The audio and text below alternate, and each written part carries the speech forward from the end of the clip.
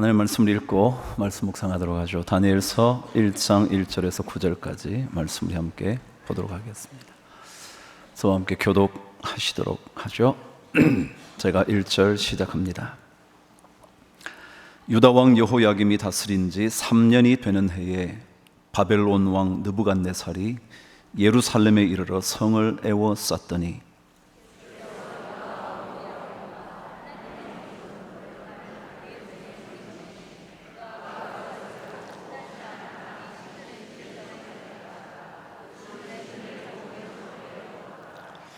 왕이 황관장 아스부나스에게 말하여 이스라엘 자손 중에서 왕족과 귀족 몇 사람 모든 지혜를 통찰하며 지식에 통달하며 학문에 익숙하여 왕궁에 설만한 소년을 데려오게 하였고 그들에게 갈대아 사람의 학문과 언어를 가르치게 하여 또 왕이 지정하여 그들에게 왕의 음식과 그가 마시는 포도주에서 날마다 쓸 것을 주어 3년을 기르게 하였으니 그 후에 그들은 왕 앞에 서게 될 것이더라. 그들 가운데는 유다 자손 곧 다니엘과 하나냐와 미사엘과 아사랴가 있었더니 환관장이 그들의 이름을 고쳐 다니엘은 벨드사살이라 하고 하나냐는 사드락이라 하고 미사엘은 메삭이라 하고 아사랴는 아벤느고라 하였더라. 다니엘은 뜻을 정하여 왕의 음식과 그가 마시는 포도주로 자기를 더럽히지 아니하리라 하고 자기를 더럽히지 아니하도록 환관장에게 함께 읽으시죠. 하나님이 다니엘로 하여금 환관장에게 은혜와 긍휼을 얻게 하신지라. 아멘. 그럼 제주도 가보셨어요? 네, 안 가보신 분 없겠죠, 그죠? 저도 제주도를 자주 가게 됐습니다. 갈 때마다 한 군데씩 새로운 곳을 가보려고 애를 많이 쓰죠. 제주도 서귀포에 가면 주상절리라는 곳이 있죠. 기둥의 형상을 한 절벽, 그런 뜻입니다. 주상절리 가보셨죠? 그 주상절리가 있는 쪽이 지구리 해안입니다. 그 지구리 해안을 따라 쭉 걷다 보면 멋진 건물 하나가 세워져 있어요. 그게 이왈종이라는 화가의 미술관입니다. 혹시 다음에 제주도 가시면 이 이왈종이라는 작가의 미술관 꼭 한번 들러보시죠. 이왈종이라는 작가는 1991년부터 제주도에서 작가 생활을 하고 있습니다. 벌써 20년도 훨씬 지났죠. 그곳에서 그는 자연의 아름다움 하나둘씩 표현해가는 작업을 합니다. 그의 그림을 보면 어린아이처럼 순박함과 천진함이 그림 속에 가득 담겨져 있음을 한눈에 알아차릴 수가 있습니다. 유화이긴 하지만 마치 수채화처럼 색깔이 맑고 깨끗해 보입니다. 언제나 그의 작품에는 꽃이 등장하고요. 그리고 열매들이 등장하고요. 제주도라는 섬의 특징을 따라 물고기가 하늘을 떠나디고요. 새가 있고요. 참 아름다운 마음이 깨끗해지는 그림을 그리는 화가입니다. 그의 이야기를 들으니까 이렇더군요. 제주에 정착하여 20여 년이 넘도록 나는 제주 생활의 중도와 인연에 관련된 그림을 그리고 있다. 그런데 한결같이 그런 그림을 그리면서 인간의 행복과 불행한 삶은 도대체 어디에서 오는 것일까 깊이 생각하게 된다. 인간이란 세상에 태어나 잠시 머물다 덧없이 지나가는 나그네란 생각도 해보았고, 세상은 참으로 험난하고 고달픈 것이 인생이라는 생각을 늘 해왔다. 그렇죠. 우리 인생 다 그렇잖아요. 생각해보면 어느새 10년, 20년의 세월이 훌쩍 지나가고요. 되돌아보면 아무것도 아닌 것 같기도 하고요. 기쁜 날도 많지만 왜 그리 힘겹고 슬픈 날들도 많았는지 그러면서 지나는 것 아닐까요? 근데 그 작가가 그 이야기의 마지막에 이런 말을 남겨두었습니다. 누구나 행복하고자 노력하며 살진데 나는 그 방법을 찾아가는 것 중에 행복한 마음으로 그림을 그리고 싶었다. 많은 사람들이 행복을 찾아서 산다는데 나는 그 행복을 찾는 길 하나가 내가 그림을 그릴 때 늘 행복한 마음으로 그림을 그려야지. 그래야만 내 그림을 감상하는 사람들도 함께 행복해질 거라고 생각한다. 그 말을 했습니다. 행복한 마음으로 그림을 그리고 싶대요. 그래서 진짜 그의 그림을 보면 진짜 담백하고요, 깨끗하고요, 그런 느낌이 쫙 몰려와요. 한 번도 그의 그림을 보면서 어두운 생각을 가져볼 수가 없어요. 여러분 제주도 가면요, 곳곳에 이활종 씨의 그림이 걸려져 있습니다. 한번 가보세요. 눈여겨보세요. 행복한 마음이요. 여러분 행복한 인생을 위하여 조건이 필요할 거예요. 여러 조건이요. 많은 사람들이 제기할 수 있는 수많은 조건이요. 근데 그 중에 하나, 행복한 마음이요. 그 행복한 마음이 있다면, 그 행복한 마음을 가지고 자신의 일을 해나간다면 참으로 고달픈 인생이기도 하고 험난한 세상이기도 하겠지만 어쩌면 행복을 얻을 수 있을지도 모른다고.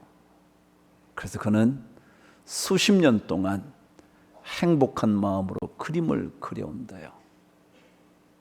여러분이 무엇을 하시든지, 그림을 그리시든지, 음악을 하시든지, 사업을 하시든지, 사업이라 내밀 만한 그런 것이 못 되어 조그만한 가게를 운영하시든지, 그 무엇을 하시든지 늘 똑같이 반복되는 일상 가운데서도 행복한 마음을 잃지 않는다면 행복도 찾아올 수 있을 거라 작가는 생각한대요. 여러분 예수 믿는 사람 어떤 거예요? 하나님을 만나기 위하여 예수 믿는 사람에게 어떤 조건이 필요할까요? 하나님의 신비로운 영역에 들어가기 위하여 우리에게 필요한 조건은 무엇일까요? 험난한 길을 걸으면서도 하나님의 손을 놓치지 않는 거예요. 그래도 하나님의 손을 붙잡아 보려고 하는 거예요.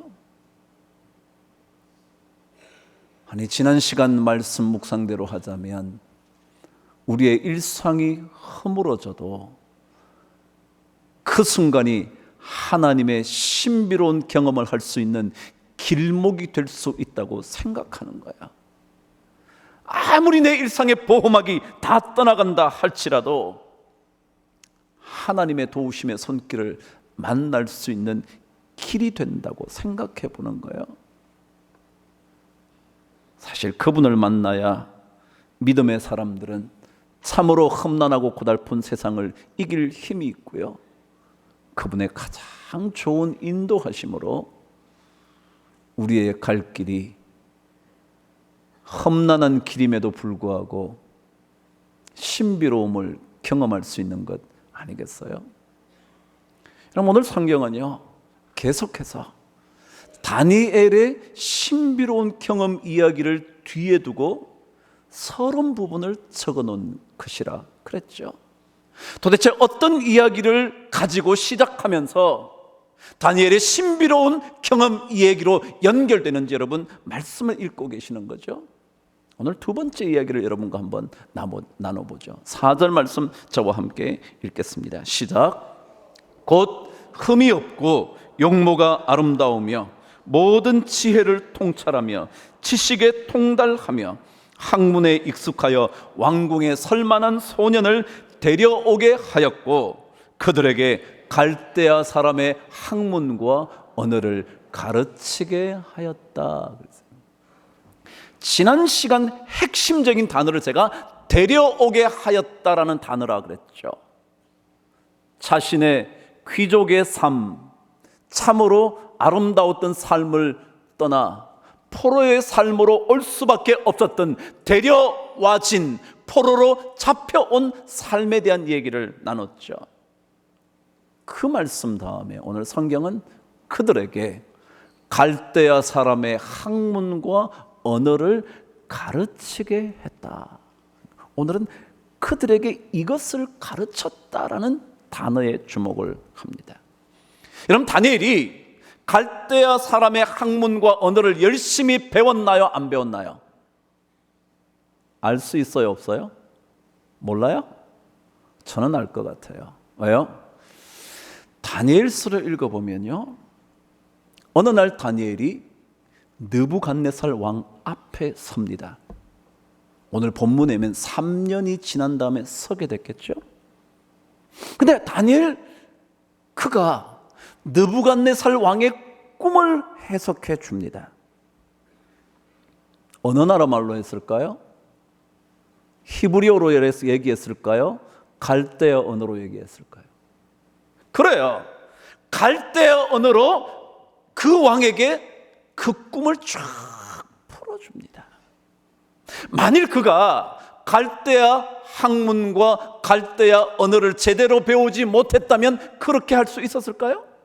아니요. 절대 못했을 거예요. 다시 말하면 다니엘은 갈대아 사람의 학문과 언어를 열심을 다해서 배웠다는 거예요.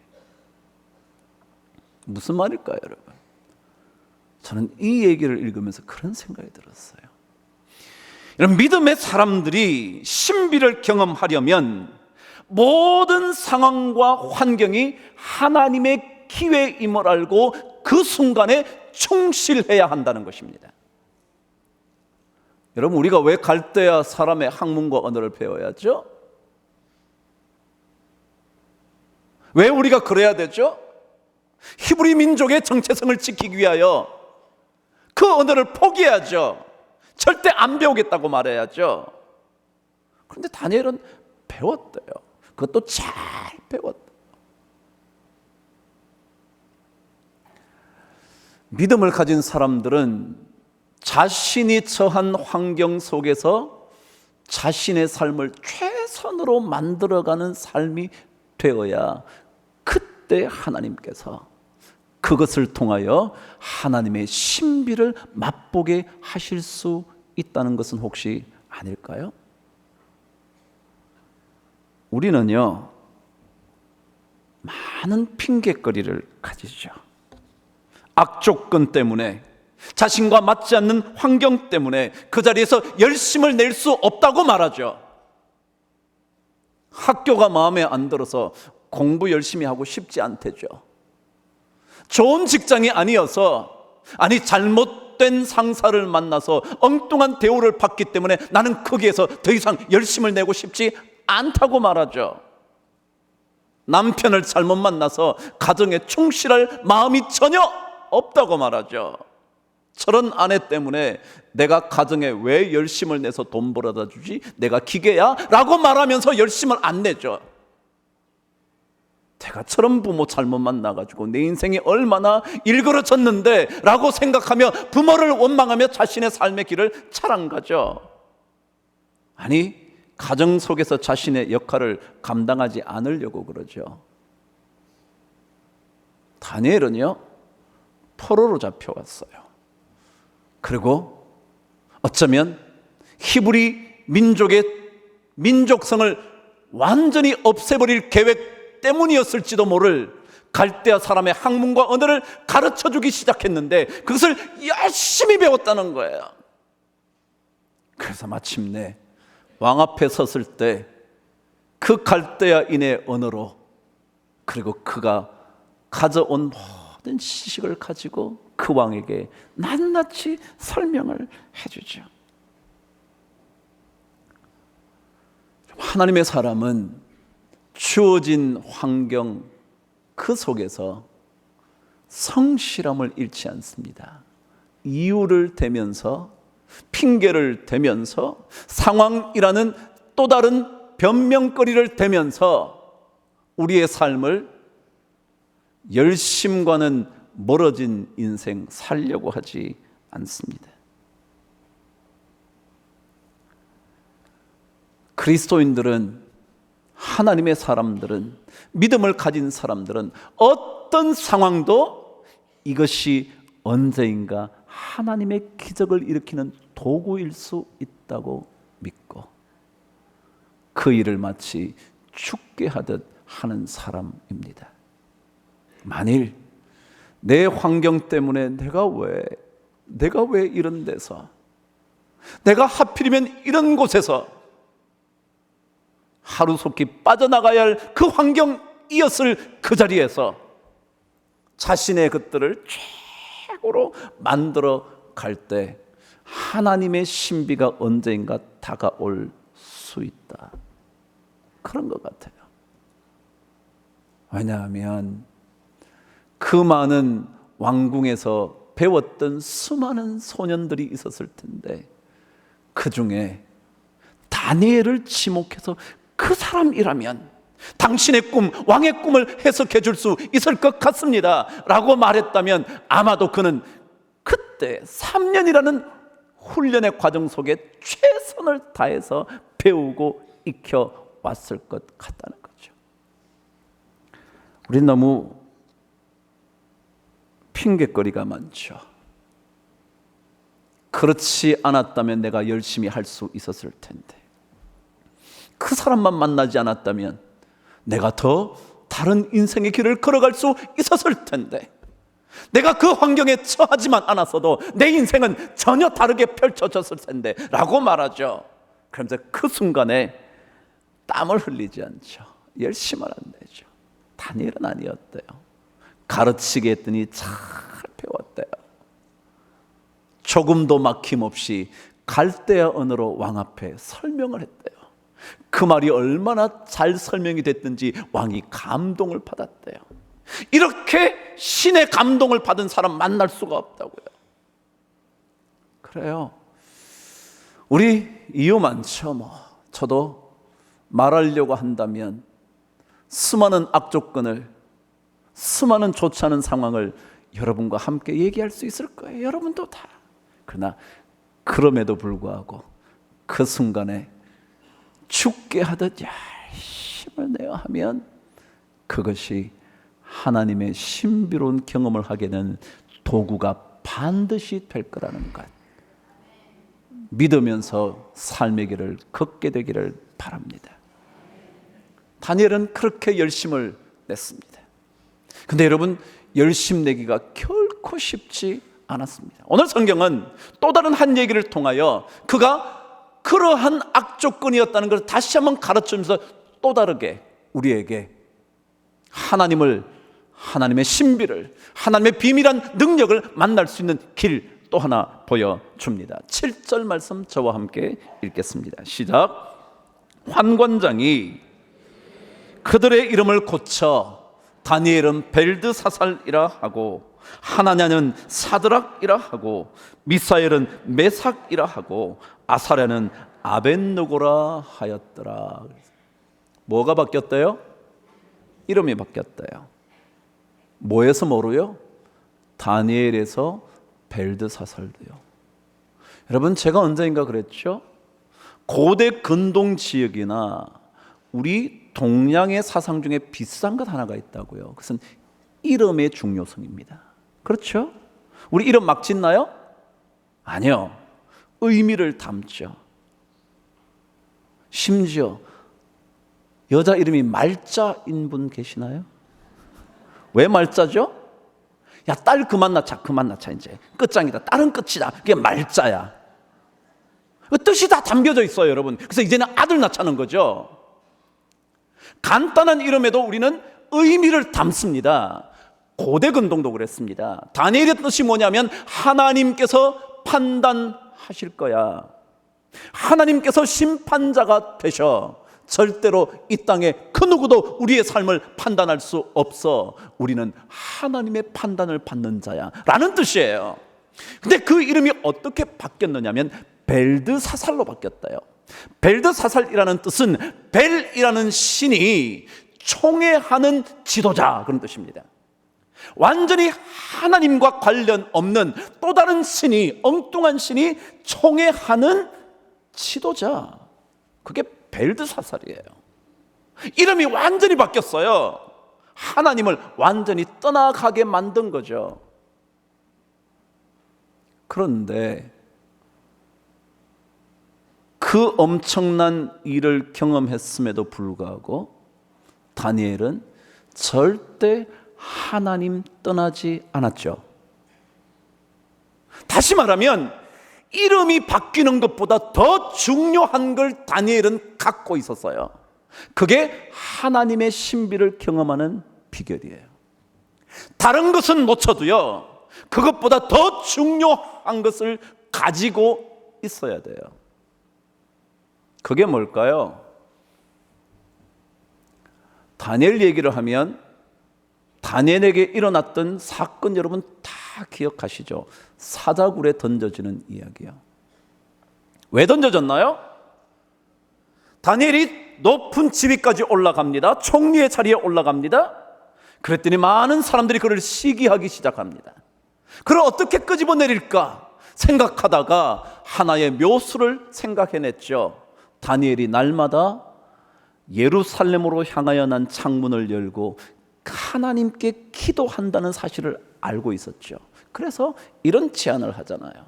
왕이시여, 이제부터 왕 외에 다른 어떤 신에게든지 혹은 누구에게든지 기도하거나 절한다면 그 사람을 사자굴에 던져 넣읍시다.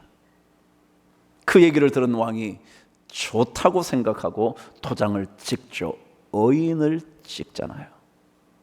그런데 그 의인이 그 법령에 찍힌 줄을 다니엘을 알고도 뭐야? 여전히 하루에 3번씩 하나님을 향하여 그는 무릎을 꿇고 기도했죠. 그래서 던져집니다. 사자굴에요. 세월이 꽤 흘러서 느부갓네살 왕의 시대를 지나 메데바사의 다리오 왕 시대까지 왔는데, 이 다리오 왕에게 이 다니엘은 총애를 받고 있었던 사람입니다. 그런데 그가 내린 법령에 도장을 찍었으니 아무리 총애한다 할지라도 법을 세우기 위하여 다니엘을 어쩔 수 없이 사자굴에 던져 넣죠. 허락합니다. 그런데요, 그럼 성경은요, 다니엘을 사자굴에 던져 넣고 난 다음 날 이튿날 아침 이른 시간에 다리오 왕이 그 사자굴을 찾아갑니다.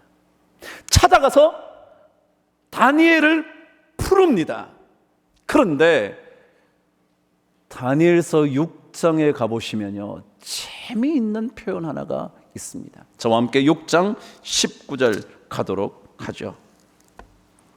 다니엘서 6장 19절 20절이요.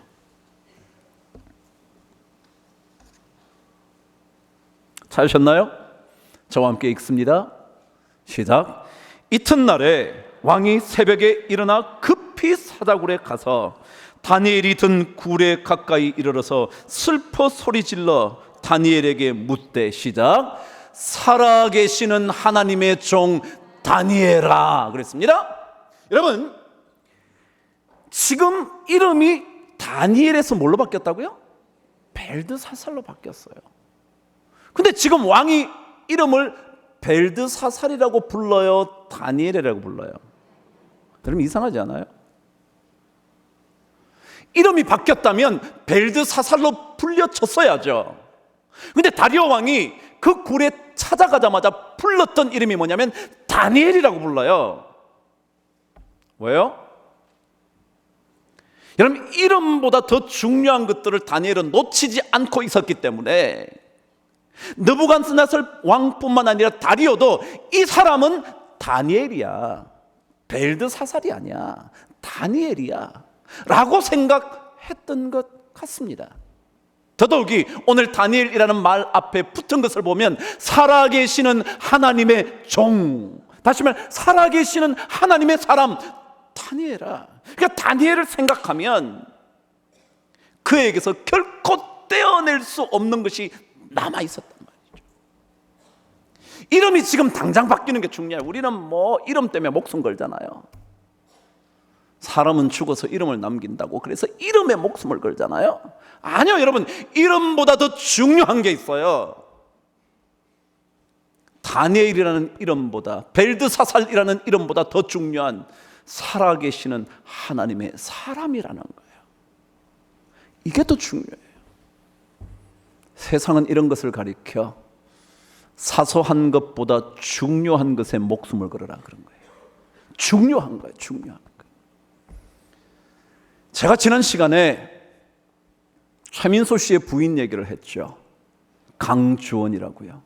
근데 그 사람은 캐나다에서 태어난 완벽한 2세였습니다. 그럼 남의 땅에서 모국어를 지킨다는 거 쉬워요, 어려워요? 쉽지는 않아요.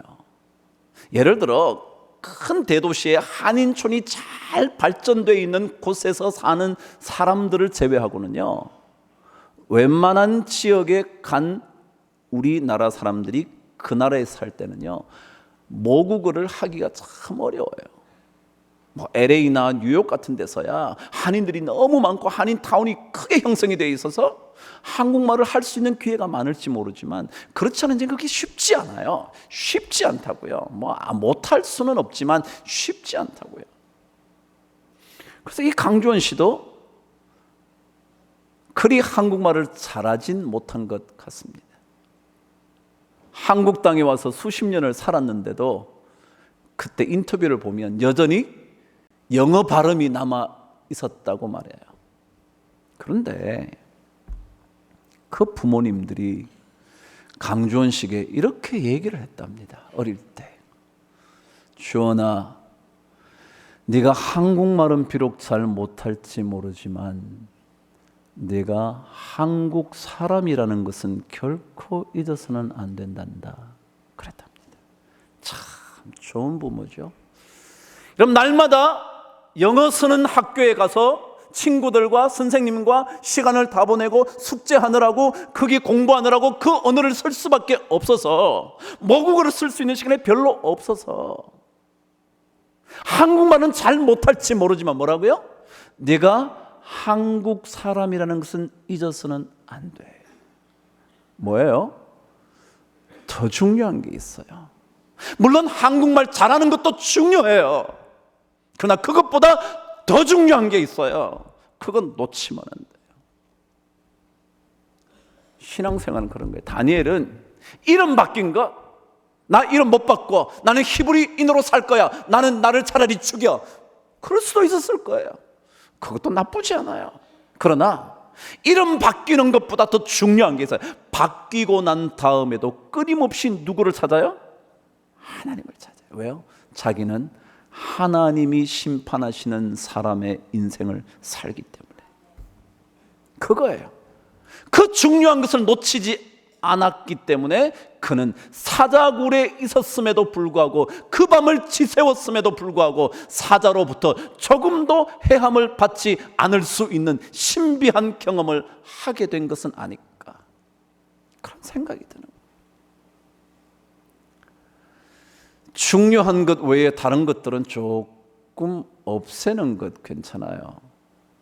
지난 시간 제가 참신이라는 단어에 대한 얘기를 했죠. 참자가 무슨 참자래요? 다 베어버린다고요. 필요 없는 것들은 다 잘라버린다고요. 그게 참자라고 그랬잖아요. 그래야 새로워진다, 참신이 된다 그랬잖아요. 근데 여러분, 이것과 비슷한 단어가 또 있어요. 혁신이라고요. 여러분, 혁자는 가죽 혁자잖아요. 그죠? 피혁 제품, 혁자가 가죽이라는 뜻이죠. 근데 그래, 여러분, 가죽이라는 이 혁자는요, 한자의 갑골문에 의하면 소의 가죽을 벗겨내고 남아있는 것, 그런 형상을 만든 게 혁자랍니다. 예를 들자면 혁자를 여러분 나중에 집에 가서 보시면 뿔이 있는 요렇게 돼 있어요. 이게 뿔이 있고요. 그 다음에 머리 몸뚱이가 있고요. 그리고 끝에 꼬리가 요렇게 달려져 있습니다. 이 혁자는 뭐냐 하면 가죽을 얻기 위해서 옛날에 소를 잡죠. 잡아서 가죽을 벗기기 시작을 합니다. 벗기기 시작하는데 그 가죽을 고스란히 잘 벗겨내려면 아주 신중하게 잘라내야 되겠죠. 그리고 도중에 중간에 잘라버리면 큰 가죽을 쓰지 못한 채 조그마한 것밖에 못 쓰니까 아주 조심스럽게, 그리고 그 가죽이 굳어지지 않으려면 그 가죽에 붙어있는 기름기를 낱낱이 제거해야 된대요. 그리고 그 가죽을 잘 쓰려면 털까지도 완벽하게 정리를 해야 된대요. 그렇게 정리하고 완벽하게 필요 없는 것들을 제거해야 뭐가 얻어지냐면 가죽이 얻어지는 거예요. 그 혁자가 뭐냐 하면 좋은 가죽을 얻어내기 위하여 필요 없는 것은 조금이라도 완벽하게 제거해야만 가죽 좋은 질이 얻어진다.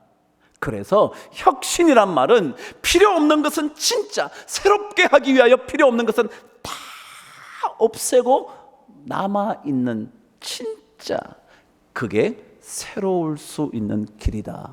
그래요. 다니엘은 그래요. 그것도 중요하지만 그것보다 더 중요한 것을 위해서 그래, 이름 바꾸세요. 괜찮아요. 그렇지만 그는 말하죠. 그렇지만 왕이 먹는 음식과 포도주를 저를 더럽히지는 않겠습니다. 저를 정결하게 지키겠습니다. 그거는 중요하기 때문에 그건 포기 못해요. 그것만은 하겠습니다. 도와주십시오. 저에게 은혜를 베풀어 주십시오.